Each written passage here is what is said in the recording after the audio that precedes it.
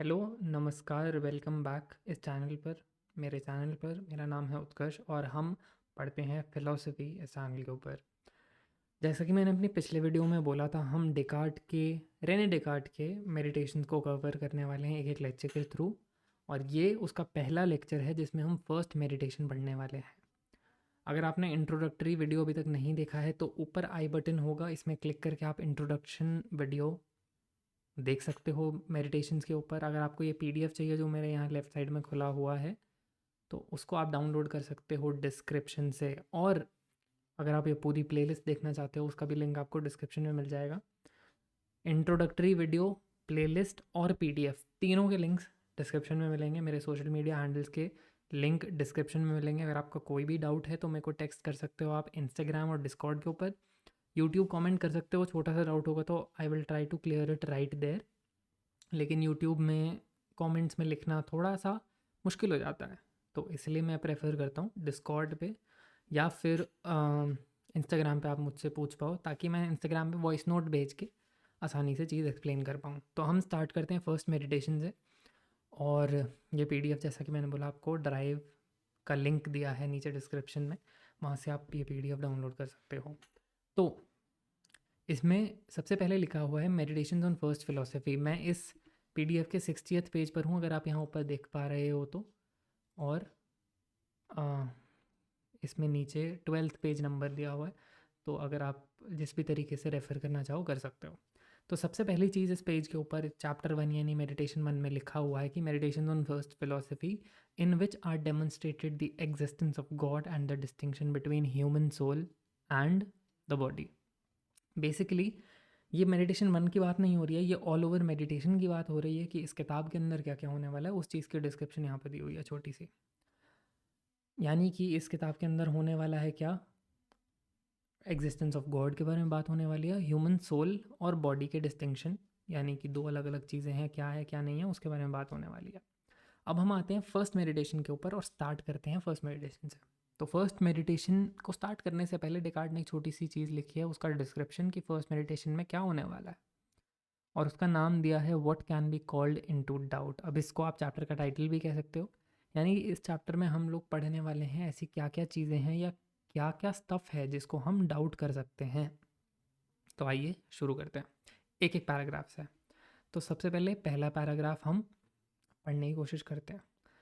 Some years ago I was struck by the large number of falsehood that I had accepted as true in my childhood, and by the highly doubtful nature of the whole edifice that I had subsequently based on them.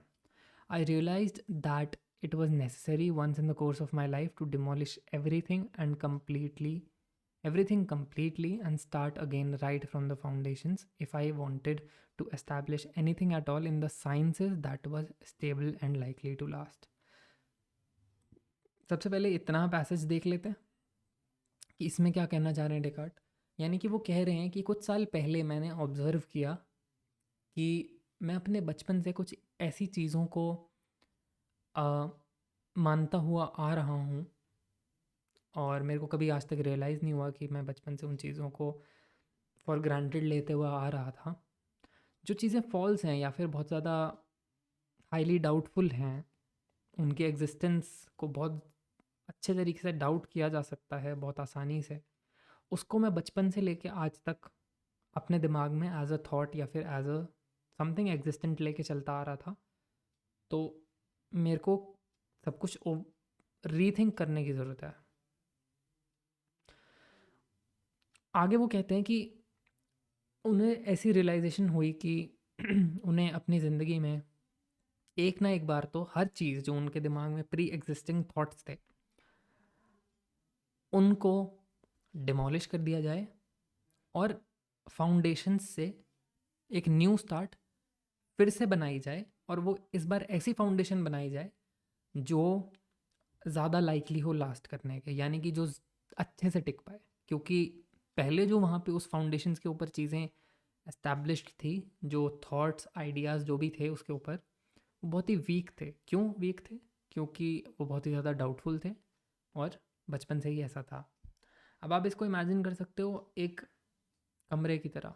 अगर आपका एक कमरा है, आपका एक room है, उसमें आपने बहुत सारा सामान रखा हुआ है, जैसे मेरे रूम में भी मेरे पास चेयर है, बेड है, मेरे पास स्नीकर्स है, मेरा काम की चीज़ें हैं, वार्डरोब है, उसके अंदर कपड़े हैं, एवरीथिंग।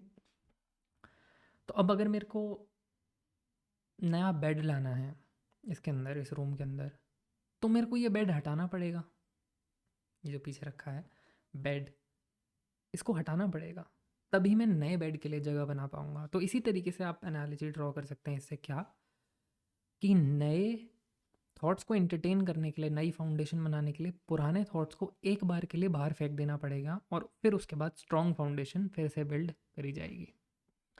अब देखते हैं आगे डेकार्ट क्या कह रहे हैं। But the task looked an enormous one, and I began to wait until I should reach a mature enough age to ensure that no subsequent time of life would be more suitable for tackling such inquiries. This led me to put the project off for so long that I would now be to blame if by pondering over it any further I wasted the time still left for carrying it out.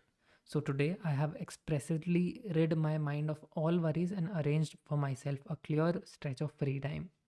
I'm here quite alone, and last, I will devote myself sincerely and without reservation to the general demolition of my opinions. यानी कि अब ये पुराने thoughts को निकाल बाहर फेंकना और नए थॉट्स को एक प्रॉपर फाउंडेशन बना देना, ऐसी चीज़ें जो डाउटलेस हैं उनसे, ये बहुत बड़ा टास्क लग रहा है, क्योंकि मैंने बचपन से ही ऐसी चीज़ें कलेक्ट करना शुरू कर दी थी जिसके लिए मेरे पास कोई बहुत प्रॉपर एविडेंस नहीं था, लेकिन मैं उसको मान लेता था। तो इस पूरे को रीएस्टैब्लिश करने के लिए एक बहुत इनॉर्मस टास्क करना पड़ेगा, एक बहुत बड़ा एफर्ट लगेगा इस सबको करने में। तो डेकार्ट कह रहे हैं कि मैं इसको प्रोक्रास्टिनेट करता रहा, जैसे कि हम लोग पढ़ाई को कर लेते हैं, आप लोग भी पढ़ाई के मामले में थोड़ा प्रोक्रास्टिनेट कर देते होंगे, मैं भी करता हूँ, कोई बात नहीं, सो क्या। तो डेकार्ट ने भी वही किया, काफ़ी प्रोक्रास्टिनेट करते रहे, बट अब जाके वो कह रहे हैं कि अब मैंने अपने लिए कुछ फ्री टाइम निकाल लिया है और मैं इसमें सिंसियरली अपने आप को डिवोट करने वाला हूँ, और यही काम अब मैं करने वाला हूँ। तो फर्स्ट पैराग्राफ में बेसिकली डेकार्ट ने इतनी सिंपल बात बोली है। अब हम चलते हैं सेकेंड पैराग्राफ के ऊपर। But to accomplish this it will not be necessary for me to show that all my opinions are false, which is something I could perhaps never manage. Reason now leads me to think that I should hold back my assent from opinions which are not completely certain and indubitable, just as carefully as I do from those which are patently false. So, for the purpose of rejecting all my opinions, it will be enough if I find in each of them at least some reason of doubt. And to do this, I will not need to run through them all individually, which would be an endless task. Once the foundations of a building are undermined, anything built upon them collapses of its own accord. So I will go straight for the basic principles on which all my former beliefs rested. बड़ा simple सा paragraph है, यहाँ पे Descartes ने कोई बहुत खतरनाक चीज़ तो नहीं लिखी, फिर भी एक्सप्लेन करने के लिए यहाँ पे बोलता हूँ कि यहाँ पर ये टास्क अकॉम्प्लिश करने के लिए, कौन सा टास्क, पूरे फाउंडेशंस और बिलीफ्स को रीएस्टैब्लिश कर देने का टास्क। अब इस टास्क को करने के लिए मैं अपना एक एक ओपिनियन उठा के फॉल्स प्रूव नहीं कर सकता कि ओके मैंने कल ये एक ओपिनियन बनाया था, अब इसको फॉल्स प्रूव करते हैं, अब मैंने परसों क्या बात करी थी उसको फॉल्स प्रूव करते हैं। तो एक एक करके नहीं होने वाला, क्योंकि ऐसे तो बात बनेगी नहीं, ऐसे तो फिर ये टास्क कभी पूरा होने वाला है नहीं। तो डेकार्ट ने एक मेथड ऑफ डाउट निकाला, ध्यान से सुनिए, इसको कहते हैं method of doubt, particularly Descartes का। डेकार्ट ने क्या सोचा, डेकार्ट ने बोला कि मैं ड्यूबिटेबल चीज़ों को या फिर नॉन सर्टन चीज़ों को, ऐसी चीज़ें जो एकदम सर्टन नहीं हैं, डेकार्ट उसको भी फॉल्स मान लेने वाले हैं, जिसके लिए वो थोड़ा भी डाउट कर सकते हैं उसको वो फॉल्स की कैटेगरी में रख देने वाले हैं, और सिर्फ ऐसी चीज़ें एक्सेप्ट करेंगे जो इंड्यूबिटेबल हो, जो एब्सोल्युटली डाउटलेस हो, जिसके लिए कोई डाउट ना आए। ड्यूबिटेबल का मतलब होता है जिस चीज़ पे डाउट किया जा सके, इंड्यूबिटेबल का मतलब होता है जिस चीज़ पे आप डाउट नहीं कर सकते हो, बहुत क्लियर और सर्टेन होता है। तो डेकार्ट अपने पास वही चीज़ रखेंगे जो इंड्यूबिटेबल है, जिस चीज़ पे थोड़ा भी डाउट आता है डेकार्ट उसको उठाकर फॉल्स वाली कैटेगरी में डाल देंगे और उसे एक्सेप्ट नहीं करने वाले हैं। अब वो कह रहे हैं कि सारे ओपिनियंस पे इंडिविजुअली जाने की ज़रूरत नहीं है, कोई भी उनकी फाउंडेशंस को अटैक करो। अब किसी बिल्डिंग को गिराना है तो टॉप फ्लोर, फिर उसके नीचे का फ्लोर, ऐसे गिराने की ज़रूरत नहीं है। उसका जो फाउंडेशन है उसमें ब्लास्ट कर दो, बिल्डिंग गिर जाती है। अभी नोएडा में, यहाँ पर दिल्ली एनसीआर नोएडा में ट्विन टावर्स को कोलैप्स किया गया। मैक्सिमम जो ब्लास्ट हुआ वो फाउंडेशंस में हुआ था, क्योंकि फाउंडेशंस पे वो दोनों बिल्डिंग्स टिकी हुई थी। तो फाउंडेशंस पे अटैक करेंगे तो पूरी बिल्डिंग अपने आप कोलैप्स कर जाएगी। इसलिए उन ओपिनियंस, उन ड्यूबिटेबल ओपिनियंस के फाउंडेशंस पर अटैक किया जाए तो वो पूरा जो ड्यूबिटेबल सिस्टम बना हुआ है वो क्रैश कर जाएगा, और एक अच्छा सा डाउटलेस सिस्टम डेकार्ट यहाँ पे क्रिएट कर सकते हैं अपने लिए। तो अब आगे डेकार्ट क्या कहते हैं? Whatever I have up till now accepted as most true, I have acquired either from the senses or through the senses. But from time to time, I have found that the senses deceive, and it is prudent never to trust completely those who have deceived us once. बहुत important paragraph, ये 2 लाइनें हैं, paragraph तो क्या ही बोलूँ, ये बहुत important 2 लाइनें हैं। आप इसमें मान सकते हो कि एक आर्ग्यूमेंट छुपा हुआ है। अब वो क्या आर्ग्यूमेंट है वो हम दिखाते हैं। तो इसमें डाउट की जो बात की गई है, इसमें आर्ग्यूमेंट कहाँ है, ठीक है? तो अब एक एक लाइन करके पढ़ते हैं और इसमें से हम आर्ग्यूमेंट निकालने की कोशिश करते हैं। Whatever I have up till now accepted as most true, I have either acquired from the senses or through the senses. From time to time, I have found that senses deceive. It is prudent never to trust completely those who have deceived us once. अब देखो यहाँ पर argument कैसे निकल के आता है। अब ये क्या चीज़ है, क्या फॉर्म में मैंने क्यों ऐसी स्टेटमेंट्स लिखी है, ये हम लॉजिक की क्लास में पढ़ेंगे, लॉजिक के लेक्चर में पढ़ेंगे कि आर्ग्यूमेंट्स कैसे फॉर्म होते हैं।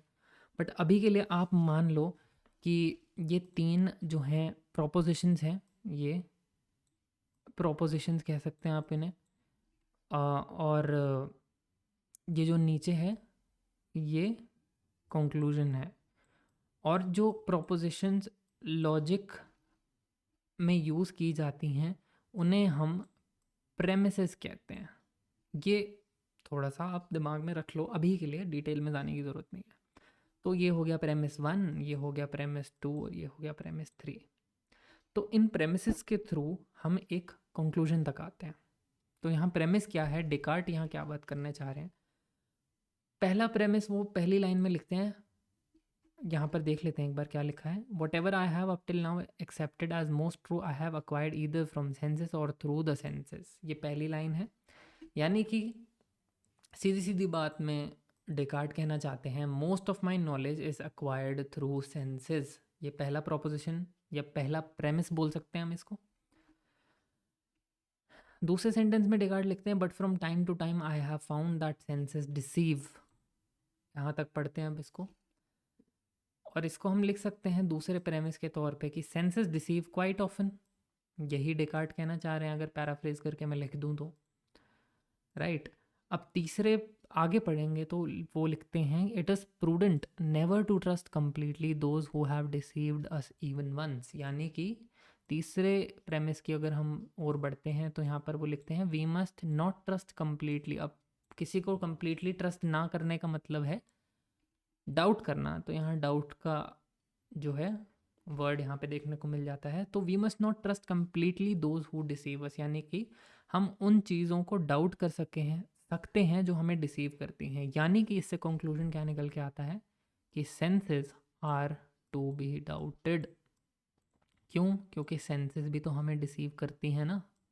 सेकंड प्रेमिस में यही तो देखा हमें, यानी कि most of my knowledge is through senses. चलो हिंदी में बात कर लेते हैं। मेरे को मैक्सिमम नॉलेज सेंसेस से मिलती है, टच करके, स्मेल करके, देख कर, फील करके, और सेंसेस मुझे डिसीव करती हैं। कैसे डिसीव करती हैं? जैसे मैं, आपने अगर इंट्रोडक्शन वीडियो देखी हो तो उसमें मैंने एग्जांपल्स दिए हैं, पर फिर भी एक एग्जांपल्स के लिए, जैसे आप डेजर्ट में पानी देख लेते हो, हिंदी में उसे मृग तृष्णा कहा जाता है मेरे ख्याल से। तो वो एक फेक इल्यूजन होता है, वहाँ पानी एक्चुअली होता नहीं है, लेकिन वो पानी दिखाई देता है। कहीं से धुआं दिखता है तो हमें लगता है आग है, पर पता चलता है आगे जाके कि क्या वो शायद फॉग हो सकती है। तो सेंसेस हमें डिसीव करते हैं, इसमें कोई शक नहीं है। और जो भी हमें डिसीव करता है हमें उसे डाउट करना चाहिए। अब सेंसेस क्योंकि हमें डिसीव करते हैं तो हमें सेंसेस को डाउट करना चाहिए। ये एक आर्ग्यूमेंट है, बेहद इंपॉर्टेंट आर्ग्यूमेंट, जो डेकार्ट ने इन दो तीन लाइनों में यहाँ पे प्रेजेंट किया है। अब हम आगे चलते हैं। Yet, although the senses occasionally deceive us with respect to objects which are very small or in the distance, there are many other beliefs about which doubt is quite impossible, even though they are derived from the senses. For example, that I am here, sitting by the fire, wearing a winter dressing gown, holding this piece of paper in my hand, and so on. Again, how could it be denied that these hands or this whole body are mine? Unless perhaps I were to liken myself to madmen whose brains are so damaged by the persistent vapors of melancholia that they firmly maintain that they are kings when they are paupers, or say that they are dressed in purple when they are naked, or that their heads are made of earthenware, or that they are pumpkins or made of glass. But such people are insane, and I would be thought equally mad if I took anything from them as a model for myself. तो थोड़ी सी कुछ लाइनें लिखी हैं इसमें जो कि थोड़ा सा इम्पोर्टेंट हो जाता है। अब डेकार्ट कहना चाहते हैं कि हाँ, सेंसेस मेरे को डिसीव करती हैं, इसमें कोई डाउट नहीं है, लेकिन अगर देखा जाए तो सेंसेस मेरे को उन मामलों में डिसीव करती हैं जो मेरे से थोड़ा दूर हो। कुछ दूर से अगर मैं सुनूंगा तो शायद मेरे को वो प्रॉपरली समझ नहीं आएगा, या मैं गलत इंटरप्रेट कर सकता हूँ उसको। लेकिन जो चीज़ मेरे पास है, क्या मैं उसको डाउट कर सकता हूँ? अब मेरे सबसे करीब क्या है? मेरे हाथ, मेरी बॉडी, ये चेयर जिस पे मैं बैठा हूँ, ये मोबाइल फ़ोन जो मेरे सामने रखा हुआ है, ये तो मेरे एकदम सामने है। इसको कैसे डाउट कर सकता हूँ मैं, इसकी एग्जिस्टेंस? ये चेयर है, ये माइक है, इसकी एग्जिस्टेंस कैसे डाउट करूँ? मेरे सामने ही तो है, इतना पास है, इसको डाउट करने का कोई रीज़न नहीं है मेरे हाथ में। और डेकार्ट आगे कहते हैं कि अगर मैं इस चीज़ को भी डाउट करने लग गया ना तो मेरे को लोग पागल समझेंगे। और पागल लोग क्या करते हैं? उसकी क्वालिटीज़, उनकी क्वालिटीज़ बेसिकली एक तरीके से थोड़ा उसको लिटरेरी बनाने के लिए यहाँ पर ऐड किया गया है कि whose brains are so damaged by the persistent vapors of melancholia that they firmly maintain that they are kings when they are paupers। यानी कि वो मैडमैन को डिस्क्राइब कर रहे हैं कि मैडमैन किस तरीके से सोचते हैं जब वो पॉपर्स होते हैं, यानी कि कुछ भी नहीं करते, वो अपने आप को राजा समझ बैठते हैं। कहते हैं मेरा जो हेड है वो अर्दनवेयर ज्वेलरी या बहुत इंपॉर्टेंट स्टोन से बना है, जबकि कुछ भी नहीं है। वो अपने आप को पंपकिन कहते हैं, वो कहते हैं मैं ग्लास से बना हुआ हूँ। ये सब लोग पागलों, मैडमैन की क्वालिटी बताई है। तो डेकार्ट ने बोला अगर मैं इतनी पास की चीज़ों को डाउट करने लगूंगा तो मेरे को पागल समझेंगे लोग, राइट? इस पैराग्राफ में ये छोटा सा काम हुआ है। अब हम आगे बढ़ते हैं। A brilliant piece of reasoning, as if I was not a man who sleeps at night and regularly has the same experiences while asleep as madmen do when awake. Indeed, sometimes even more improbable ones. How often asleep at night I am convinced of such familiar events, that I am here in my dressing gown sitting by the fire when in fact I am lying undressed in bed. Yet, at the moment, my eyes are certainly wide awake when I look at this piece of paper. I shake my head and it's not asleep. I stretch out and feel my hand and I do so deliberately. And I know what I'm doing. All this would not happen with such distinctness to someone asleep. Indeed, as if I did not remember other occasions when I have been tricked by exactly similar thought while asleep. As I think about this more carefully, I see plainly that there are never any sure signs by means of which being awake can be distinguished from being asleep. The result is that I begin to feel dazed, and this very feeling only reinforces the notion that I may be asleep. बेहद important paragraph फिर से, यहाँ पे भी काफ़ी important बात की गई है। अब क्या कहना चाहते हैं यहाँ पे डेकार्ट? डेकार्ट ने बोला कि ठीक है, पिछले पैराग्राफ में जैसे हमने पढ़ा कि डेकार्ट ने बोला कि ठीक है, दूर की चीज़ों को डाउट कर लिया, आसपास की चीज़ों को थोड़ी ना डाउट करूँगा मैं, वरना मैडमैन की कैटेगरी में आ जाऊँगा मैं। लेकिन यहाँ पर डेकार्ट एक और बार रास्ता बदलते हैं। डेकार्ट कहते हैं कि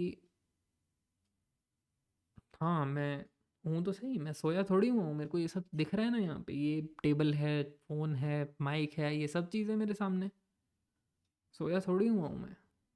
लेकिन डेकार्ट फिर अपने आप को एक क्वेश्चन करते हैं। क्या क्वेश्चन कर रहे हैं यहाँ पर कि ऐसा भी तो कितनी बार हुआ है कि मैं सो रहा हूँ, मेरे को सपना आ रहा है कि मैं यहाँ पे बैठा हुआ हूँ और ये टेबल मेरे सामने है, फ़ोन मेरे सामने है, माइक मेरे सामने है, या जो भी आपके सामने है, ये सब मेरे सामने ऐसा सपने में भी तो आ रहा था, है ना?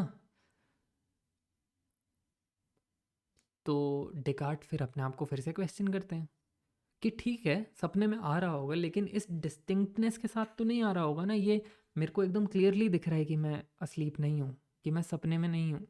सपने में इतना क्लियर थोड़ी ना होता है सब कुछ, है ना?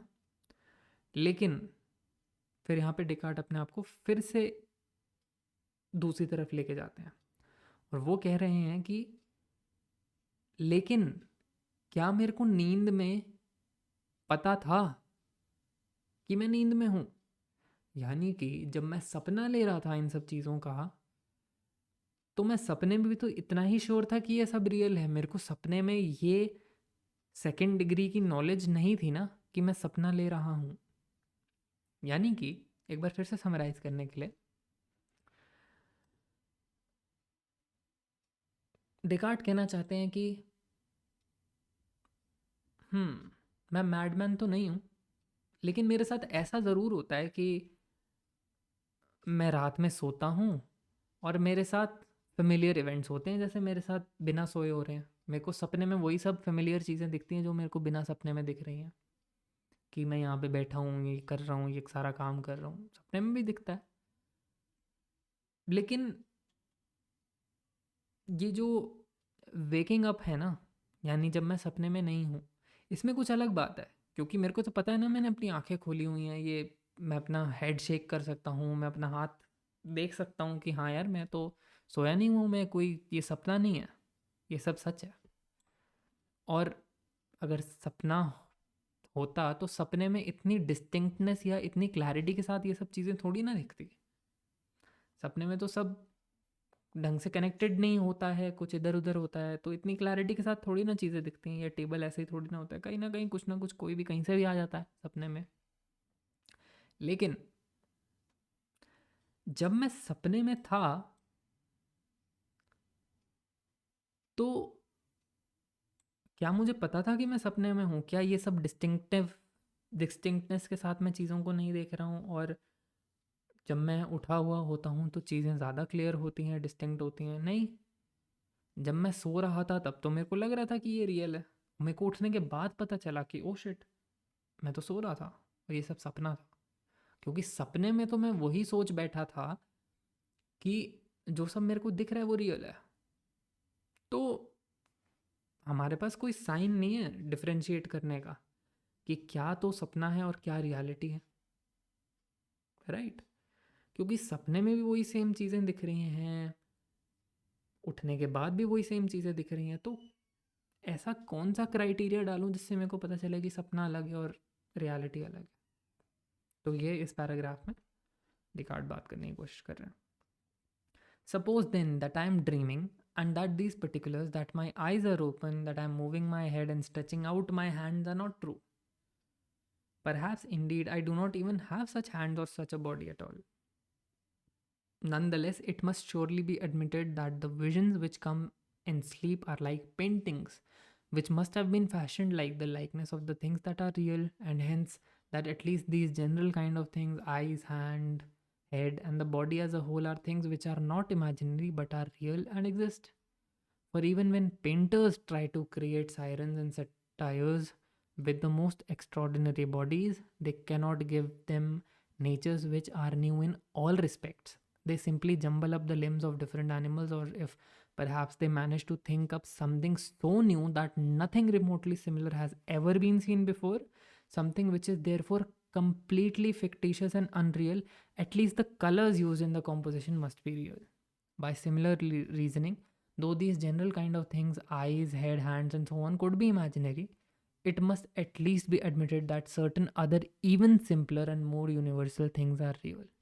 These are these are as it were the real colors from which we form all the images of things, whether true or false, that occur in our thought. एक और इम्पोर्टेंट सा पैराग्राफ, डेकार्ड यहाँ पे कहना चाह रहे हैं कि ठीक है भाई, आई एम ड्रीमिंग, मेरे को सपना आ रहा है, ठीक है, कि मैं सपने में ये देख रहा हूँ कि सामने टेबल है, मेरे पास बॉडी है, मेरे पास हाथ है और मेरे पास सर है, माइक है, सब कुछ है। शायद रियलिटी में मेरे पास ये कुछ है भी नहीं और मैं सिर्फ ड्रीम करता जा रहा हूँ कि मेरे पास हाथ है, बॉडी है। शायद मैं हूँ ही नहीं, मैं नॉन एग्जिस्टेंट हूँ या जो भी है। शायद मेरे पास ये बॉडी नहीं है, ये हाथ नहीं है और मेरे को सिर्फ ड्रीम आ रहा है कि मेरे पास हाथ है। तो ड्रीम जिस चीज़ से बनी है वो तो असली होना चाहिए। अब वहाँ पे एक एनालॉजी ड्रॉ करते हैं डेकार्ड इस चीज़ को और क्लियरली एक्सप्लेन करने के लिए, क्या कि जो ड्रीम में हमें इमेजेस दिखती है ना, कि मैं ये कर रहा हूँ, मैं यहाँ जा रहा हूँ, मैं इधर हूँ, मैं इस इंसान के साथ हूँ, वो पेंटिंग की तरह होती है। और पेंटिंग्स कैसी होती हैं? पेंटिंग्स किस चीज़ से इंस्पायर्ड होती हैं? रियल चीज़ से इंस्पायर्ड होती हैं, रियलिटी से इंस्पायर्ड होती है। अब जैसे कि आप देख सकते हो कि मेरे पीछे एक पेंटिंग लगी हुई है, ये अभी लाइट में, बिना लाइट के क्लियरली दिखेगी नहीं, पर इस पेंटिंग को कहा जाता है द स्कूल ऑफ एथेंस। अब खैर जो भी इस पेंटिंग का सीन है वो एक अलग बात है, पर ये पेंटिंग रियल लाइफ से इंस्पायर्ड ही तो है ना। अब इस पेंटिंग में इंसान बने हैं, इस पेंटिंग में लोगों के हाथ हैं, पैर हैं, हेड है, सब कुछ बिल्डिंग्स हैं, तो ये सब चीज़ें कहाँ से इंस्पायर्ड हैं? ये सब रियलिटी से तो इंस्पायर्ड है। तो इसी तरीके से सपने में जो इमेजेस आती हैं वो कहाँ से इंस्पायर्ड है? वो सब रियलिटी से तो इंस्पायर्ड है, राइट? और यहाँ पे डिकार्ट आगे बोलते हैं, for even when painters try to create sirens and satyrs with the most extraordinary bodies, they cannot give them natures which are new in all respects, they simply jumble up the limbs of different animals. यानी कि जब painters कुछ extraordinary बनाने की कोशिश करते हैं तो एक्स्ट्रा ऑर्डिनरी बनाने के बावजूद भी वो कुछ ऐसा नहीं बना सकते जो एकदम न्यू हो, जो शायद आज तक कभी ना देखा हो। वो हो सकता है मेरा हाथ एक घोड़े का हाथ, एक डॉग का हाथ, एक कैट का हाथ मिक्स करके कुछ न्यू बना दे, पर वो मिक्सिंग करने के लिए जो सिंपलर एलिमेंट्स यूज़ हुए हैं, मेरा हाथ, हॉर्स का हाथ, डॉग का हाथ, कैट का हाथ, वो सब तो एग्जिस्ट करते ही होंगे ना, तभी तो वो मिक्स कर पाया पेंटर, राइट? और उसने आगे बोलते हैं डिकार्ड कि अगर ऐसा उन्होंने चलो बना भी लिया कि ये एकदम न्यू है, लेकिन उसमें जो पेंटिंग में कलर्स यूज़ होंगे वो तो रियल होंगे, राइट? ये जो पेंटिंग है पीछे, चलो इसमें से सब फिक्शनल है, मान लेते हैं, ठीक है, पर एटलीस्ट जो इसमें कलर्स यूज़ हुए हैं वो तो ओरिजिनल कलर्स जैसे ही हैं। ये जो मेरे सामने मेरे को वाइट लाइट दिख रही है, ब्राउन टेबल दिख रहा है, ब्राउन चेयर दिख रही है, ब्लैक माइक है, सब कुछ है, ब्लैक मेरी टी शर्ट है, ये कलर तो असली है और इस कलर को पेंटिंग में यूज़ किया गया है, तो कलर्स तो असली होने चाहिए। यानी कि इस एनालॉजी से क्या ड्रॉ होता है रियलिटी और ड्रीम के बारे में, कि हाँ, मेरे हाथ, मेरी बॉडी, मेरा हेड, मेरी टेबल, माइक, एवरीथिंग, ये सब इमेजिनरी हो सकता है, लेकिन एटलीस्ट कहीं ना कहीं ऐसी सिंपलर चीज़ें होंगी जिनसे ये इमेजिनरी चीज़ें इंस्पायर होके बनी है, राइट? कुछ तो ऐसी सिंपल चीज़ें होंगी जो एग्जिस्ट करती ही करती हैं, irrespective of what I am dreaming of. अगर मैं ड्रीम कर रहा हूँ तो वो ड्रीम के पीछे कोई ना कोई तो सिंपल चीज़ होगी, जिस सिंपल चीज़ से वो ड्रीम बन रही है, जिस सिंपल चीज़ से इंस्पायर होके वो ड्रीम बन रही है। अब आगे कहते हैं, this class appears to include corporeal nature in general and its extension, the shape of extended thing, the quantity और size and number of these things, the place in which they may exist, the time through which they may endure and so on.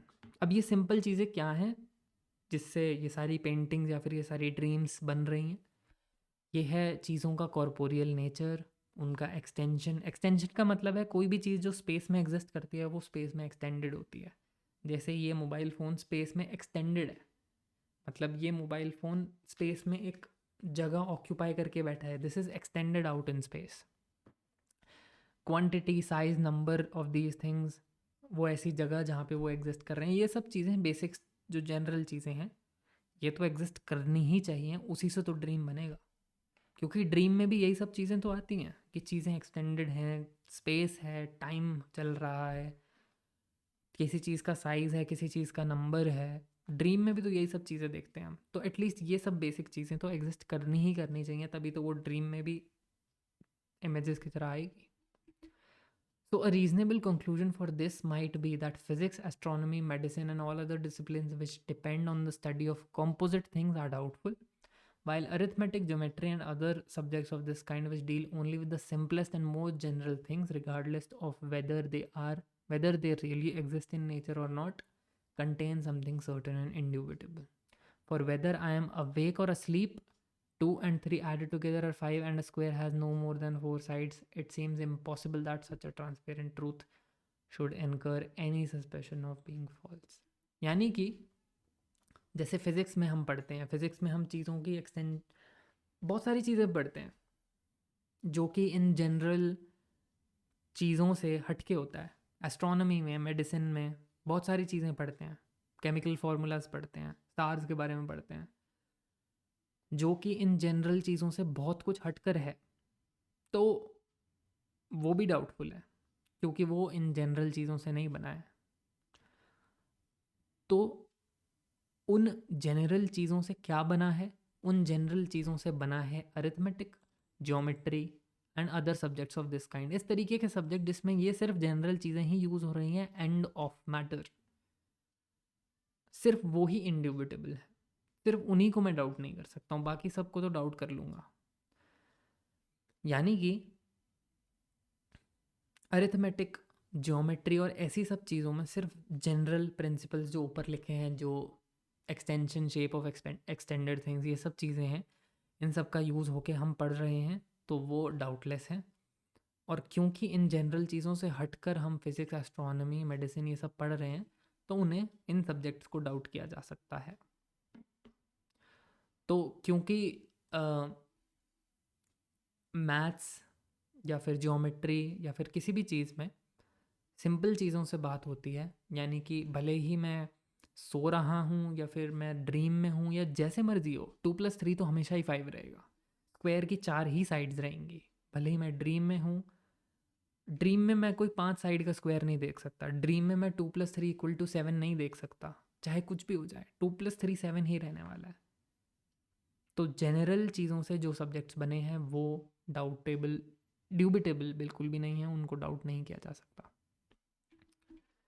And yet firmly rooted in my mind is the long standing opinion that there is an omnipotent God who has made me the kind of creature I am. How do I know that He has not brought it about, that there is no earth, no sky, no extended thing, no shape, no size, no place, while at the same time ensuring that all these things appear to me to exist just as they do now? What is more, just as I consider that others sometimes go astray in cases where they think they have most perfect knowledge, how do I know that God has not brought about it too, that I too go wrong every time I add 2 and 3, or the count the sides of square, or even some simpler matter if this is imaginable? But perhaps God would not have allowed me to be deceived in this way, since He is said to be supremely good.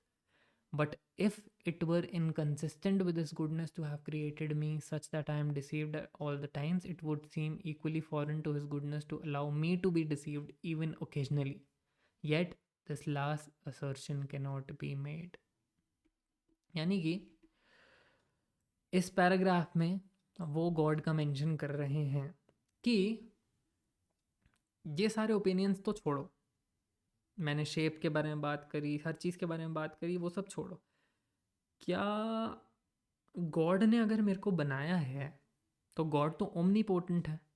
Omnipotent का मतलब होता है जो जिसके पास हर चीज़ की power होती है, जो एकदम पावरफुल होता है, पावरफुल इन एवरीथिंग, वो ओमनीपोटेंट होता है। तो गॉड को omnipotent as a predicate quality ascribe की गई है। तो अगर गॉड ने मेरे को बनाया है एज अ क्रीचर, तो ऐसा कैसे हो सकता है कि अर्थ नहीं है, स्काई नहीं है, टेबल नहीं है, मैं नहीं हूँ, मेरे हाथ नहीं है, ये माइक नहीं है, मेरे आसपास जो भी कुछ मेरे को एक्सपीरियंस हो रहा है वो हो नहीं है, और बस मेरे को ड्रीम में दिखाई दे रहा है? ऐसा तो नहीं होना चाहिए ना। वाई? क्योंकि गॉड डिसीवर तो नहीं हो सकते। वाई? बिकॉज गॉड को सुप्रीमली गुड कहा जाता है, और अगर गॉड सुप्रीमली गुड हैं तो वो मेरे को डिसीव नहीं कर सकते हैं ना इन चीज़ों को लेकर, राइट? और अगर हम बोल सकते हैं कि गॉड की गुडनेस अलाउ नहीं करेगी हमें डिसीव होना एवरी टाइम, बट क्या ये गॉड की गुडनेस हमें अलाउ कर सकती है डिसीव होना कभी कभार? डेकार्ट कहते हैं नहीं, लेकिन वो 100% श्योरिटी के साथ नहीं कहते हैं। वो लास्ट में कह रहे हैं yet this assertion can not be made. तो इस पैराग्राफ में हमने देखा कि मैं एक क्रीचर हूँ, वो तो ठीक है, लेकिन ऐसा कैसे हो सकता है एक ओमनीपोटेंट गॉड के होते हुए, एक सुप्रीमली गुड गॉड के होते हुए, कि ये सब चीज़ें एग्जिस्ट नहीं कर रही और मेरे को बस एक डिसेप्शन दिखाई जा रही है अब मेरे सामने बस एक ड्रीम, एक फिल्म की तरह चला दी गई है जो मेरे को दिखती जा रही है, और वो एक्चुअली में एग्जिस्ट ही नहीं करता। तो गॉड तो एक्सट्रीमली गुड है ना, गॉड तो सुप्रीमली गुड है, वो मेरे साथ ऐसा डिसेप्शन का खेल क्यों खेलेंगे?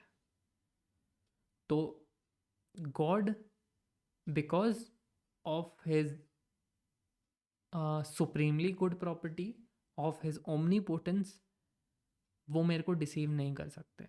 God is not a deceiver. God ने मेरे को बनाया है तो वो डिसेप्शन तो नहीं होनी चाहिए। अब आगे देखते हैं। Perhaps there may be someone, there may be some who would prefer to deny the existence of so powerful a God rather than believe that everything else is uncertain. Let's not argue with them, but grant them that everything said about God is a fiction. According to their supposition, then, I have arrived at my present state by fate or chance or continuous change or events, or by some other means. Yet, since deception and error seem to be imperfections, the less powerful they make my original cause, the more likely it is that I am so imperfect as to be deceived all the time. I have no answer to these arguments, but I am finally compelled to admit that there is not one of my former beliefs about which a doubt may not properly be raised. And this is not a flippant or ill considered conclusion, but is based on powerful and well thought out reasons. So, in future, I must withhold my assent from these former beliefs just as carefully as I would from obvious falsehoods if I want to discover any certainty. तो basically इस paragraph में Descartes simple सी बात करते हैं। वो कहते हैं कि कुछ लोगों के हिसाब से गॉड भी एक फिक्शन है, कुछ लोग भगवान में नहीं मानते हैं। तो चलो मैं उनकी बात मान के चल भी लेता हूँ आगे, और उनकी बात मान के अगर मैं चलूँ तो शायद मैं आज जहाँ पर हूँ वो शायद लक की वजह से है, या फेट की वजह से है, या चांस की वजह से है, या फिर कॉजालिटी की चेन की वजह से है। इन सब चीज़ों की वजह से मैं यहाँ पे हो सकता हूँ आज, अगर गॉड नहीं है तो। और मुझे ये भी पता है कि मैं डिसीव होता रहता हूँ, एरर करता रहता हूँ, तो मेरे अंदर इम्परफेक्शंस हैं। तो ये भी तो लाइकली हो सकता है ना कि मैं हर टाइम डिसीव हो रहा हूँ। अगर मैं if I am all by myself, if there is no God, तो ये पॉसिबल है कि मैं हर टाइम डिसीव हो रहा हूँ, नॉट जस्ट ओकेजनली, बट मैं हर टाइम डिसीव हो रहा हूँ। लेकिन डेकार्ट कहते हैं कि मेरे पास इस चीज़ के लिए कोई जवाब नहीं है। I don't have any answer to give to these people. मुझे नहीं पता इन्हें कैसे आंसर करना है। लेकिन डेकार्ट एंड में एक्सेप्ट करते हैं कि इसी हिसाब से चलता रहा तो मैं फाइनली एडमिट कर रहा हूँ कि ऐसा कोई भी मेरा बिलीफ नहीं है पास्ट का जिसको मैं डाउट नहीं कर सकता। मैंने अपने आप को डाउट कर दिया, मैंने गॉड को डाउट कर दिया, मैंने हर चीज़ को डाउट कर दिया। तो ऐसी क्या चीज़ बची जिसको डाउट नहीं किया जा सकता? सब कुछ तो डाउट कर लिया मैंने। तो वो कह रहे हैं कि अब अगर मेरे को आगे कुछ कंसिडरेबल काम करना है, कुछ सर्टन चीज़ों को एस्टैब्लिश करना है, तो जो भी कुछ चीज़ों को डाउट आ रहा है जिस जिस चीज़ों में, उनको मैं फॉल्स मान दूंगा, और सर्टनटी को एक्सप्लोर करने के लिए मैं आगे बढ़ूँगा with pushing these false opinions, previous opinions aside, और मैं नए opinions बनाऊँगा जिसके लिए मैं 100% श्योर हूँ. तो इस पैराग्राफ में बेसिकली ये बात हुई है. Okay. But it is not enough merely to have noticed this. I must make an effort to remember it. My habitual opinions keep coming back, and despite my wishes, they capture my belief, which is as it were bound over to them as a result of long occupation and the law of custom. I shall never get out of the habit of confidently assenting to these opinions so long as I suppose them to be what in fact they are, namely highly probable opinions. Opinions which, despite the fact that they are in a sense doubtful, as has just been shown, it is still much more reasonable to believe than to deny. In view of all this, I think it will be a good plan to turn my will in a completely opposite direction and deceive myself by pretending for a time that these former opinions are utterly false and imaginary. I shall do this until the weight of preconceived opinion is counterbalanced and the distorting influence of habit no longer prevents my judgment from perceiving things correctly. In the meantime, I know that no danger or error will result from my plan, and that I cannot possibly go too far in my distrustful attitude. This is because the task now in hand does not involve action but merely the acquisition of knowledge. यानी कि इसमें भी बहुत Descartes simple point put out करने वाले हैं. वो कह रहे हैं कि at the end of the day भले ही मैं किसी भी चीज़ को डाउट करता रहूँ और मैं डाउटफुल चीज़ को साइड हटा के रखता रहूँ, हूँ तो मैं इंसान ही, हैबिट से बंधा हुआ हूँ, कस्टम से बंधा हुआ हूँ. कहीं ना कहीं वापस उन ओपिनियंस पे जाके रुक जाऊँगा. थक हार के मैं वापस उन्हीं ओपिनियंस के पास चला जाऊँगा क्योंकि मैं इंसान हूँ और मेरी हैबिट मेरे से ये करवाती रहेगी. तो अब मैं क्या करूँगा, अपनी हैबिट को ब्रेक करने के लिए मैं हर चीज़ को फॉल्स या डाउटफुल मान लूँगा. हर चीज़ को मान लेता हूँ और फिर जैसे जैसे मेरे पास चीज़ें एक एक करके मैं उसको एग्जामिन करते जाऊँगा. जो डाउटफुल हैं उसको एक साइड रख दूँगा, जो